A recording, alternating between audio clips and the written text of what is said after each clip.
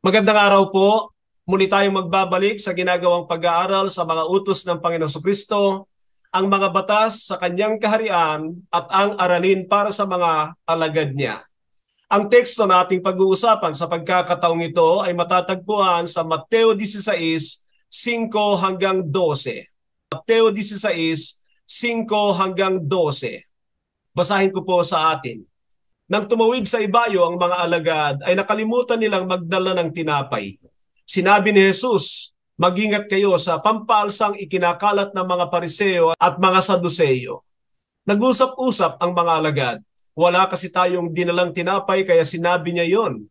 Alam ni Jesus ang pinag-uusapan nila kaya sila'y tinanong, "Bakit ninyo pinag-uusapan na wala kayong dalang tinapay? Napakaliit ng inyong pananampalataya. Hindi pa ba ninyo naunawaan hanggang ngayon? Nakalimutan na ba ninyo ang 5 tinapay na pinaghati-hati para sa 5,000 tao? Ilang kaing na tinapay ang lumabis? Gayon din ang 7 tinapay na para sa 4,000. Ilang kaing na tinapay ang lumabis?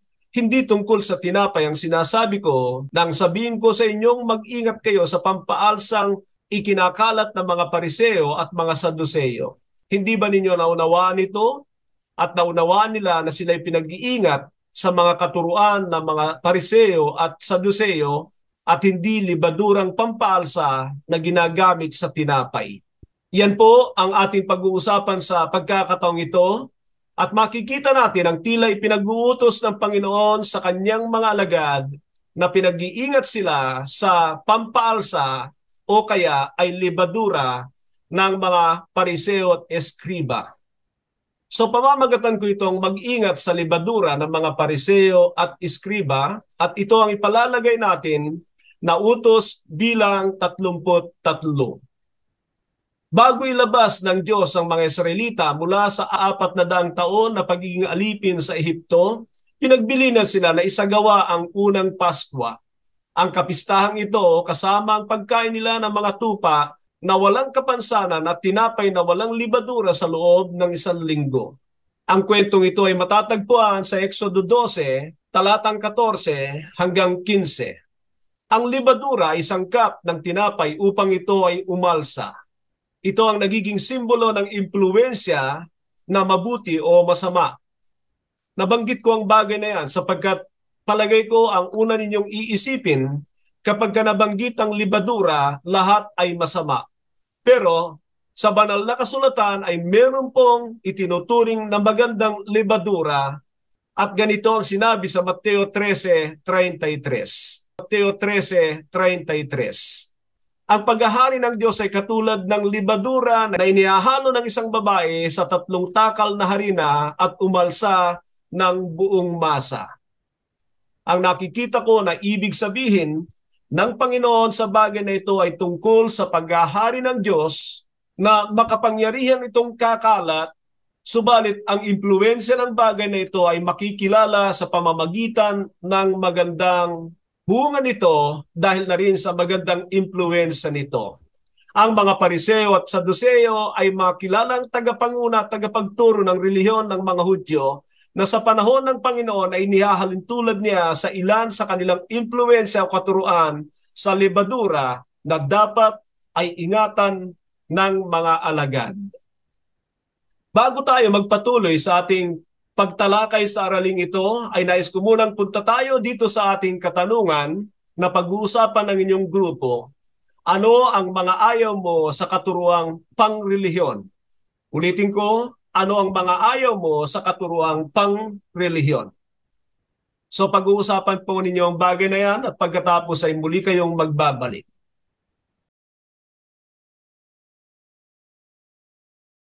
Magbabalik po tayo. Ang ating unang pag-uusapan sa pagkakataong ito ay ang masamang impluwensya ng mga Pariseo. Makikita natin sa banal na kasulatan na meron din namang mga magagandang bagay na ginagawa ang mga Pariseo, pero karamihan sa mga ito ay kinokondena ng Panginoon dahil ito ay masamang impluwensya sa kanilang mga kasama sa kanilang relihiyon. Minsan pa nga ay sinasabi ng Panginoon ang tungkol sa mga taong ito na sundin ninyo sila pero huwag ninyong gayahin ang kanilang mga ginagawa. Yan ay nagpapakita na meron din silang mga itinuturo na tama o maganda, subalit makikita natin na hindi nila ito isinasabuhay. Ang mga Pariseong ito ay naging kalaban ng Panginoon mula umpisa ng kanyang pagmiministeryo hanggang sa wakas ng kanyang pagmiministeryo.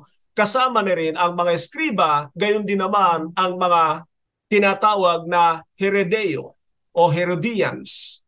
Ito ang tatlong grupo na kalimitan ay magkakalaban, subalit pagdating sa Panginoon ay nagkakaisa upang kalabanin siya.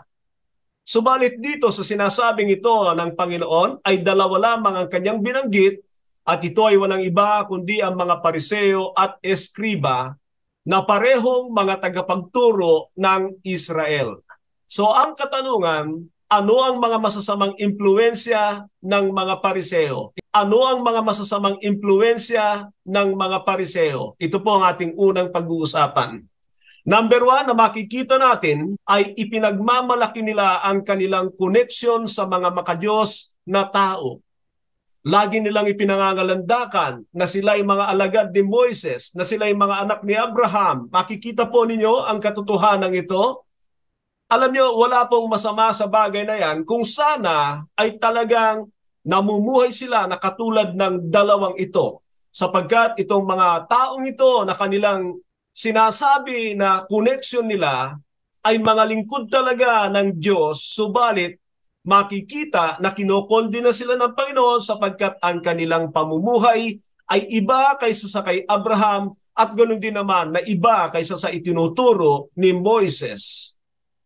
So paano natin ito may apply sa ating pamumuhay, sa ating kasalukuyan? Alam niyo, ito po ang mga nakikita ko sa ating kapanahunan, na marami po ay ipinagmamalaki. Una po ay tungkol sa kanilang mga iglesia. Marami ay pinagmamalaki ang ganda ng kanilang iglesia, minsan ay sa panlabas na lamang ito at hindi tungkol sa katuruan o sa pagiging banal na katuruan ng mga nandoon. Ang bagay na yan ay sinisigurado ko na hindi nagiging kalugod-lugod sa Diyos. Kahit sino pa ang founder niyan, kahit sino pa ang nagtayo ng grupong yan, kapag kayan ay tungkol lamang sa mga panlabas na anyo, ganda ng gusali, ganda ng mga pananamit ng mga tao, subalit kapag ka wala sa pamumuhay, isang bagay ang tinitiyak ko na kokondinahin ng Panginoon.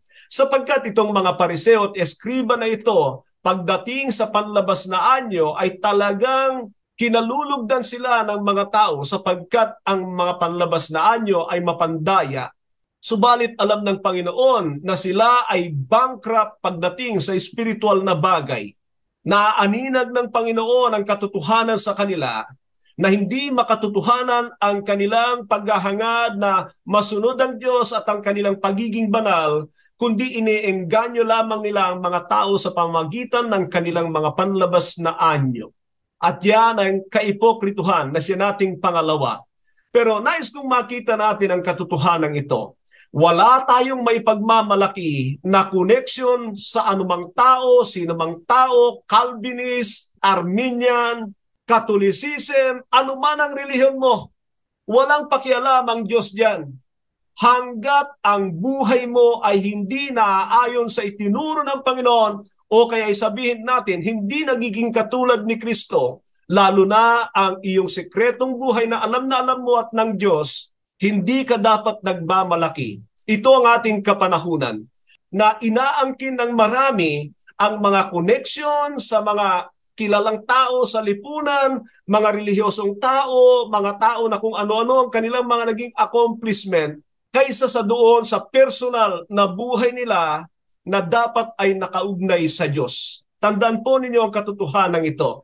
Hanggat hindi totoo ang iyong buhay, ang iyong tagong buhay na malinis sa harapan ng Diyos, sinisigurado ko na sa mata ng Diyos, ikaw ay katulad ng mga masamang impluensya ng Pariseo.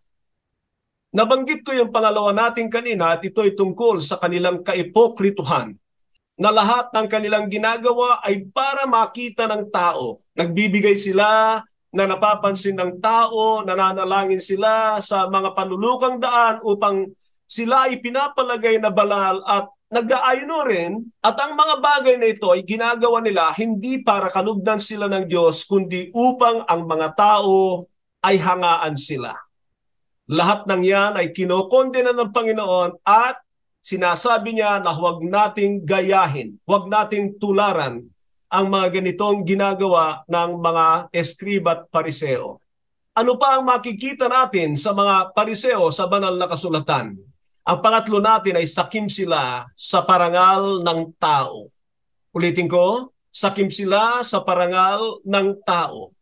Makikita natin sa kanilang pananamit na ito ay pinapanagay nila na nagpapabanal sa kanila. Mga kapatid, wala pong masama sa anumang pananamit pero hindi rin nakakapagdala ng anumang kabanalan ang tungkol sa pananamit. Mahalaga ang pananamit na maayos para sa ating mga Kristiyano, base na rin sa okasyon na ating kinaroroonan. Pero huwag nating gawin ang mga bagay-bagay para lamang hangaan tayo ng mga tao, parangalan tayo ng mga tao na katulad ng ginagawa ng mga taong ito. Isang bagay pa na ginagawa ng mga taong ito ay ang kanilang pag-aayuno na halatang halata sa kanilang mga mukha. Iyan ay sapagkat sakim sila sa parangal ng tao. Sinasabi ng Mateo sa chapter 23 na kinukuha nila ang upuan ni Moises sapagkat yun ang pinakamaringal na upuan upang sila ay tawaging mga guro o rabi. At isang bagay pa ay nagpapatawag din sila ng ama. Ilagay natin sa tamang tungkol sa bagay na ito. Alam nyo, meron po tayong mga ama sa physical, biological father. Yan po ay walang masamang tawaging ama. Kung mapapansin ninyo, kalaunan, si Pablo ay tinatawag niyang mga anak ang kanyang mga alagad o kanyang mga inaalagaan sa ubasan ng Panginoon. Pero itong mga pariseong ito ay hindi po ganoon ang kanilang ginagawa. Inilagay nila ang kanilang mga sarili bilang ama dahil sa paniniwala, sa relihiyon. At yan ang tinutukoy ng Panginoon dito, do not call anyone on earth father, na hindi naman sila nagiging ama. Karamitan, itong mga taong ito na inilalagay nila ang kanilang mga sarili bilang ama sa kanilang relihiyon, ay hindi naman talaga umaastang ama. Hindi niya inaalagaan ang kanilang mga tupa. Kung titingnan natin ang katotohanan ito, maraming gumagawa nito na tuwing linggo lang nakikita ng kanilang mga miyembro pero tinatawag silang mga ama.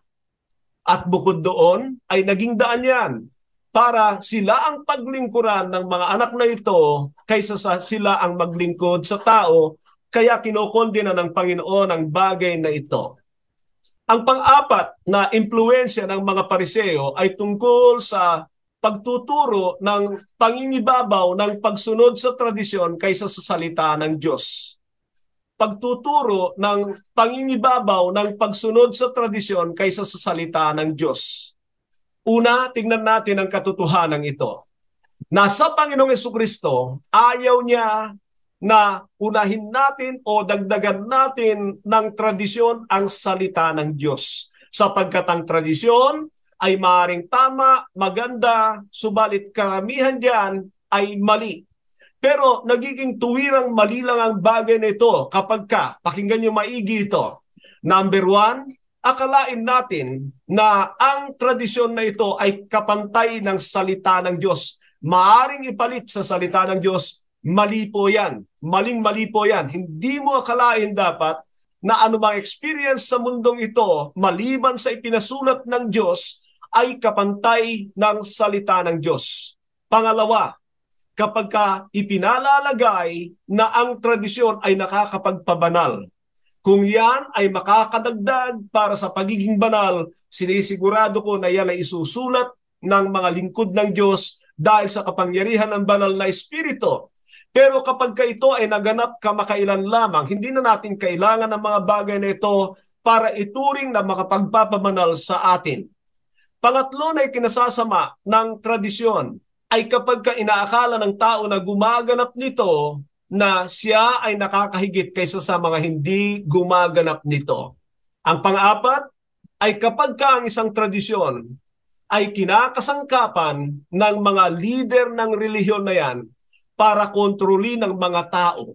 At nakikita natin ang mga katotohanan ito na maraming wala sa Biblia na pinapagawa sa mga tao pero ito ay pangkontrol sa mga tao. Ang panglima ay kapag ka ang tradisyong yan o turo ng tao o kaya ay naging kagawian ng tao ay ginagamit para pagkapirahan ng mga lider ng relihiyon. Ganyan ang gamit ng mga tradisyon ng tao. Ganyan ginagamit ng mga Pariseo ang kanilang mga nakagawian, mga naging karanasan at isinasantabi ang salita ng Diyos. Marcos 7:9. Ang panglima ay pinahahalaga ng panlabas na anyo kaysa sa panloob. Ito po ay nababanggit ko kanina pa na maraming mga relihiyon sa ating kapanahunan naggagalingan sa mga debate at ipinapakilala nila ang kanilang mga leader na siyang tunay na lingkod ng Diyos, na sila ang tunay na tinawag ng Diyos, na sila ang tunay na pinili ng Diyos. Mga kapatid, mga kaibigan, mag-iingat po kayo. Ibinigay na ng Panginoon at ng mga apostol ang babala na sa mga susunod na panahon ay maraming lilitaw na mga bulaan. Ako'y naniniwala na nandyan ang salita ng Diyos, nandyan ang mga totoong lingkod ng Diyos na alam natin na kinasihan ng banal na Espiritu na silang dapat nating tularan. Sino mang mga lingkod ng Diyos sa ating kapanahunan, lalo na yung may mga pagmamalaki at hindi nagtuturo ng malalim at personal na kabanalan sa isang mananampalataya o kaya ay pagiging katulad ng Panginoon Kristo, hindi si Kristo ang kanilang tuwirang itinuturo na tanging tagapagligtas sa tao, yan ay matagal ng impluensya ng mga eskriba at mga pariseo. Nawa po sa mga sinasabi kong ito ay magising tayo sa katotohanan na maraming ganitong grupo. Itinuturo nila na ang kanilang grupo ang tagapagligtas. Itinuturo nila ang kanilang grupo ang tanging relihiyon, ang tanging samahan, ang tanging iglesia na dapat pasukin para maligtas ka. Isang bagay ang sigurado ko, yan ay kay Satanas. Pandarayang malaki yan, impluensyan ng mga pariseo at eskriba na pinangingibabaw ang mga koneksyon kaysa doon sa personal na buhay na pagpapakabanal kaysa sa mga bagay na ganito. Ang mga eskriba at pariseo ay mapagpaimbabaw sa mata ng tao. Isa pang bagay na makikita sa kanila ay ang pakunwaring pagpipinitensya sa mata ng tao. Ang tawag diyan ay ascetics sa wikang Ingles. Nagsasalita sila sa publiko tungkol sa kanilang mga ginagawang pagsasakripisyo. I-encourage natin ang mga tao na magbigay ng sariling pagsasakripisyo. Pero yung sasabihin natin ang ating mga pagsasakripisyo, ang ating mga pinitensya sa mga tao, yan ay lalabas na pagiging ascetic, pagkukunwari. At ang mga bagay na yan ay makikita natin maging sa ating kapanahunan. Meron pong grupo dyan na walang pinangalandakan, kundi ang kanilang fasting. Meron ding mga grupo na pinangangalandakan ay tungkol sa kanilang ganda ng mga pagsamba, pag-awit. At meron din namang grupo na ang diin ay tungkol sa pananalangin. Lahat ng yan ay bahagi lamang na mahalagang gawin sa mata ng Diyos. Subalit alam ba ninyo na walang pinakamahalaga sa Diyos kundi ang may pag-ibig na pagsunod sa mga batas ng Diyos. Kapag ginawa mo ang bagay na yan, ay kasama na dyan ang mga tunay na pagsamba sa Diyos sa Espiritu at katotohanan, hindi pagpapakitang tao, hindi para sa panlabas na gawain, kundi sa personal mong buhay. Sapagat bawat bagay na hindi mo ginagawa sa iyong tagong buhay, subalit kinagigiliwan ng tao na gawin sa harap ng mga ibang tao, yan ay pagiging ipokrito. At ang isa pa na nagiging problema ng mga pariseo ay ang ipinapalagay na pagsunod sa kautusan para sa kanilang kaligtasan. Nangangahulugan ito na sarili nilang kagagawan pero hinihiwalay nila ang Panginoon sa kanila. Samantalang tayo mga Kristiyano ay kinilala natin ang ginawa ng Panginoon doon sa krus ng Kalbaryo na wala tayong may dadagdag para tayo ay patawarin ng Diyos sa ating mga kasalanan. Subalit kinakailangan pa rin nating sumampalataya at tayo sa ating pananampalataya ay kailangan gumawa ng tama sa utos ng Panginoong Jesucristo. Marahil ay meron pa po kayong mga iniisip na mga katulad nito. O kaya ay meron ba kayong mga nakikitang mga katulad nito sa ating kapanahunan? Nais kong tayo ay maging mapagmatyag sa mga ganitong mga tao. Puntahan naman natin ang ating pangalawa, ang mga masasamang impluwensya ng mga Saduceo. Ang mga masasamang impluwensya ng mga Saduceo. Ang mga Saduceo ay isang grupo ng relihiyon na kung saan ay may mga kakaibang paniwala kaysa sa mga eskriba at pariseo. Ano ang kanilang mga itinuturo? Number one, nagtitiwala sila sa lohika kaysa sa pananampalataya sa Diyos. Tilang mga taong ito ay katulad ng mga walang paniniwala sa Diyos. Mga ateista, yan po ang katulad sa ating kapanahunan at ang kanilang pinaniniwalaan ay ang kanilang lohika, ang kanilang sariling karunungan na tila itinatatwa na may Diyos. Ganito ang sabi ng Mateo 22:28. Mateo 22:28. Ngayon, sino sa pito ang magiging asawa niya sa muling pagkabuhay, yamang siya'y napangasawa nilang lahat? Ito po ay tungkol sa pagsubok sa Panginoon ng mga taong ito, mga Saduseong ito. Nais silang siluhin ang Panginoon sa pamamagitan ng kanyang sagot sa napakaganda nilang katanungan, pero alam natin na hindi nila nagawa. Diyan ay makikita natin na sa kanilang sinasabi ay hindi sila naniniwala sa muling pagkabuhay at sa pamamagitan ng lohikang ito ay nais nilang itrap o siluhin ang Panginoong Jesucristo. Ang sagot ng Panginoon dito ay ang katotohanan na sa muling pagkabuhay, ang mga tao ay katulad na sa mga anghel na hindi na mag-aasawa. Pangalawa, sa mga masamang impluwensya ng mga Saduceo, pinipili nila ang mga nais tanggapin sa katuruan sa mga kautusan. Pakinggan nyo, sinabi ng Gawa 23:8. Gawa 23:8. Sapagkat naniniwala ang mga Saduceo na hindi na muling mabubuhay ang mga patay at walang anghel o espiritu, subalit ang mga Pariseo naniniwala sa lahat ng mga ito. Alam nyo ang mga taong ito, katulad ng sabi ko kanina, ay kalaban sa paniniwala ng mga eskriba at pariseo, itong mga Saduceo. Subalit pagdating sa inaakala nila na masisilo nila ang mga naniniwala sa Diyos, sa mga anghel, sa mga espiritu at sa muling pagkabuhay, sa pamamagitan ng mga kasulatan ay tinatanggap nila. At nakakakita ba kayo ng ganitong mga tao sa ating kapanahunan? Naniniwala kunwari sa Biblia, pero ito ay hinahanapan nila ng butas, ginagamit nila para siluhin ang mga mananampalataya o kaya ay iligaw ang mga mananampalataya. Nakakakita tayo ng mga ganyang tao. Pangatlo, na masamang impluwensya ng mga Saduceo ay ang hindi paniniwala sa buhay na walang hanggan. So, katulad ng sabi ko, ito yung mga parang ateista. Wala silang pag-asa. At ano ang kanilang pinaniwalaan? Kailangan lang ay mapaganda ang buhay sa mundong ito. Bahala na kung saan sila pupunta. Nangangahulugan yan na walang kapag-asa itong mga taong ito. Napakatindi ng mga pananampalataya ng taong ito na kapag sila ay namatay, tapos na ang lahat ng bagay. Bibihira ang may ganyang pananampalataya. Kakaiba naman sa mga Kristiyano na sumasampalatayang may buhay na walang hanggan.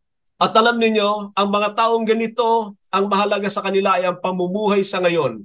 Sila ay makilala, sila ay magtagumpay, sila ay maalwa ng buhay sa mundong ito dahil wala silang pag-asa sa buhay na walang hanggan. Pero tingnan natin ang ating personal na buhay sa pagkakataong ito. Kung naniniwala ka na tunay na may buhay na walang hanggan, paano ka nabubuhay sa mundong ito? Nabubuhay ka ba na totoong naniniwala na may buhay na walang hanggan at sa bagay na yan ay nais mo na maging katulad ng bugtong na anak ng Diyos sapagkat yun ang mga tinatanggap ng Diyos sa kanyang walang hanggang kaharian. Kung hindi ka nagpupursigi na maging katulad ni Kristo, para mo na rin sinasabi ang katotohanan, hindi ka naniniwala sa buhay na walang hanggan. Yan po ang katotohanan sa bagay na yan. Hindi ako hihingi ng sorry sa inyo, pero yan ang katotohanan kapag ka hindi ka nabubuhay na naghahangad na maging katulad ng anak ng Diyos. Isa pa sa mga bagay na impluwensya ng mga taong ito ay mahilig magkompromiso para lang sa pagkilala. Mahilig magkompromiso para lang sa pagkilala. Ganyan ang mga taong ito. Siyempre, ganyan din ang mga relihiyoso sa mundong ito. Alam nyo, ang nakikita ko rito ay yung mga Kristiyano na naghahangad ng parangal ng mundong ito. Naghahangad ng posisyon sa mundong ito. Sabihin ko na ng diretsahan, halimbawa niyan ay ang mga politikong Kristiyano. Alam natin ang katotohanan sa mundong ito ay dapat hindi mahalin at hindi tayo mamuhay na katulad ng mga tao sa mundong ito na ang tanging pag-asa nila ay ang mundong ito. Isang bagay pa, sapagkat nababanggit ko yung tungkol sa politiko, ang sabi ng unang Juan 5:19, ang buong mundo ay nasa kontrol ng dyablo. Yung mga Kristiyano na pumapasok sa pagkapolitiko, pinapasok ninyo ang baluarte ng dyablo at nanganganib kayo na matangay kayo niyan, magiging sinungaling kayo, magiging mapaghangad kayo sa mga bagay sa mundong ito at hindi nyo namamalayan na inalis na kayo ng dyablo sa pananampalataya. So meron po akong katanungan para sa puntong ito. Alin sa mga bagay nito ang pinaniniwalaan mo at ginagawa mo rin? Alin sa mga bagay nito ang pinaniniwalaan mo at ginagawa mo rin? Yan po yung apat na nabanggit ko tungkol sa masamang impluwensya ng mga Saduseyo. Punta tayo dito sa ating pangatlong punto na pag-uusapan, mga ibang bagay pa na inihahalon tulad sa lebadura. Mga ibang bagay pa na inihahalon tulad sa lebadura. Kung babasahin natin ang unang Korinto 5:6, 7 at 8, ay makikita natin ang tatlong klase ng lebadura. Tatlong klase ng lebadura. Sa unang Korinto 5:6 ay nababanggit ni Apostol Pablo ang pagiging palalo. Pagiging palalo. Ano yung pagiging palalo? Na gumagawa ng kasamaan na akala mo ay magmamana ka pa rin ng buhay na walang hanggan dahil ikaw ay nadudoon pa rin sa kalipunan ng mga mananampalataya. Nakaka-impluwensya ba ang pagiging palalo? Siyempre naman po. Kaya nga, pinag-iingat tayo sa ating mga kaibigan ng Biblia o sa ating mga maging kasama. Ang isa pa ay tungkol sa libadura ng kasalanan. Ang kasalanan ay nakaka-impluwensya. Kung hindi kayo maniwala, ay bakit alam ng maraming tao na hindi maganda ang ibubunga ng droga, subalit marami pa rin ang pumapasok dito? Yan ay sapagkat mapang-engganyo ang kasalanan. Alam niyo ang katotohanan yan. At yan ang dahilan kaya kahit mga Kristiyano ay nahuhulog pa rin o pumapasok pa rin sa alam nilang magiging kasalanan. Ang kahalayan ay isa rin sa tinatawag ng Biblia na lebadura.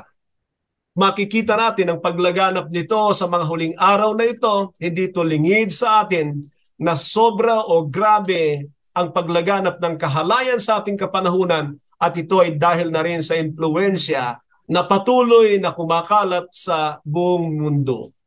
Sa unang Korinto 8 ay hinahalintulad din ang libadura sa sariling karunungan. Karunungan na nagbibigay ng paglaki sa ulo ng isang tao. Iyan ay hinahalintulad sa libadura. Nais kong magbigay sa inyo ng mailang tila modernong libadura sa ating kapanahunan. Tila modernong lebadura sa ating kapanahunan. Ito ang mga katuruang hindi biblical. Number 1, ang paniniwala sa Panginoong Kristo o kaya ay pagiging Kristiyano ay pawang kaginhawaan kapag sinunod mo ang Panginoon.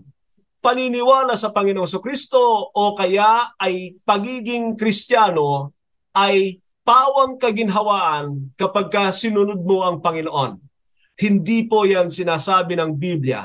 Ang Panginoon kapag nag-aanyaya sa kanyang mga tagasunod ay they must have to deny themselves, take up their cross, and follow Him. And in following Jesus Christ, it includes persecution, it includes trouble, and it can include murder. At alam ba ninyo na maraming Kristiyano ay umaasa na dahil sa kanilang relasyon sa Panginoon ay wala silang tatamasahin sa mundong ito, kundi pawang kaginhawaan, ganun din ang pagyaman at kung ano-ano pa para sa kanilang kaalwanan.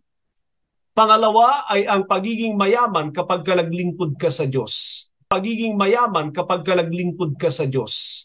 Alam nyo, ito ang dahilan kaya maraming mga naglilingkod sa Diyos ang pakiramdam ng mga hindi yumaman dahil sa kanilang pangunguna sa relihiyon, sila ay failure.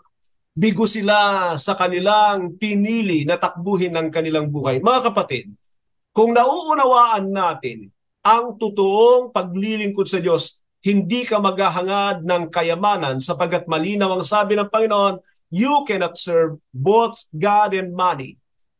Pero kung titignan naman natin ang ating kapanahunan, ay talagang kinaiinggitan yung may mga mega church. Alam niyo itong may mga mega church na ito, talagang napakayayaman nila, lalo na doon sa mga mayayamang bansa at meron na rin dito sa atin sa Pilipinas. Alam niyo po, kung ikaw ay mangangaral ng katotohanan, hindi ka dadagsain ng mga taong makamundo. Pakikinggan ka lang ng mga tao na naghahanap ng Diyos sa kanilang mga buhay, naghahangad ng buhay na walang hanggan at nais nila na maging banal alang-alang sa susunod na buhay. Yun ang pangarap nila kaysa sa mga bagay sa mundong ito. Marahil ay may mga nakikita pa kayo na maaaring i-consider natin o tawagin nating mga libadura ng relihiyon sa ating kapanahunan o kaya ng mga tagapagturo ng relihiyon sa ating kapanahunan. Punta tayo dito sa dapat ay pag-uugali na ilalabas ng utos na ito ng Panginoon ang tungkol sa pag-iingat sa mga libadura ng mga eskriba at pariseo at ito ay walang iba kundi ang pagiging mapagmatsyag. Being watchful. Yan po ang daladala nito. Alam nyo, kung ang isang Kristiyano ay hindi magiging maingat, makikita natin sa mga pagtuturo ng Panginoon at ang mga apostol kung paano nila pinag-iingat ang mga mananampalataya tungkol sa mga bulaang mga ngaral. Ang Panginoon Kristo sa Mateo 24 lamang ay makikita nyo na 3 beses niyang sinabi ang pagiging maingat, pagiging mapagmatsyag sa mga kasangkapan ng dyablo. Tingnan po ninyo ang katotohanan ito sa Mateo 24, 4 at 5, 24, 11 at 12 at saka sa Mateo 24, 24 na lahat ng yan ay tungkol sa sinabi ng Panginoon na dapat ay maging maingat sa mga bulaang mga ngaral. At kung titingnan nyo, ay kasama na dyan yung mga tao na gumagamit sa kanyang pangalan. So ang pag-uugali natin dito ay ang pagiging mapagmatsyag, being watchful, mapagmatsyag, being watchful, na nangangahulugan ito na patuloy na paglago sa spiritual na pamumuhay, ang pagiging mapanalanginin, upang sa gayon ay patuloy tayong maingatan ng ating dakilang Diyos. Punta tayo sa ating pagwawakas sa pagkakataong ito. Hinihiling ko na iyuko ninyo ang inyong mga ulo, ipikit ang inyong mga mata habang pinapakinggan ninyo ang mga katanungan ito na nais kong itanong sa inyo. May mga ninanais ka pa ba na higit kaysa sa mabigyang kasiyahan ng Diyos sa iyong buhay? Naghahangad ka ba ng palagiang malinis na puso sa mata ng Diyos? Ano ang mga hakbang na ginagawa mo para maiwasan ang pagpasok ng kamalian? Nalalaman mo ba na nais ng Diyos na iligtas ka sa mga kamaliang ito at sa biyaya ka lamang niya magiging matagumpay? Dito tayo magtatapos sa pag-aaral sa utos na ito ng Panginoon Kristo na ang pamagat ay mag-ingat sa libadura ng mga pariseo at eskriba. mag-ingat sa libadura ng mga pariseo at eskriba. Sumagana sa atin ang biyaya ng ating dakilang Ama. Magandang araw po sa bawat isa.